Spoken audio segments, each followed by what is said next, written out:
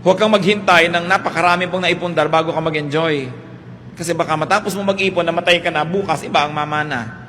Iba ang mag-enjoy. So, kaya may naipon ka kay wala, kaya marami kay konti, learn how to enjoy the day. At ang nakakatuwa po, mga kapatid, bawat budget may katapat na nabibili. Nakita nyo, kung hindi totoo yan, bakit yung mga ang liit-liit ng kita, buhay pa rin? In fact, yung mga walang kita, buhay din. Because sabi nga ng isang pelikula, ano ba yan, Jurassic Park, life finds a way. So may katapat ang lahat. Sabi nga nila, pusali man ay may katapat na langit. So tatandaan mo yan, pusali man ang kalagayan mo, may katapat kang langit, marunong ka lang tumingin. Napakahalaga, nag-e-enjoy tayo niyan. So, babaan ang kaligayahan, hindi laging tinatasan.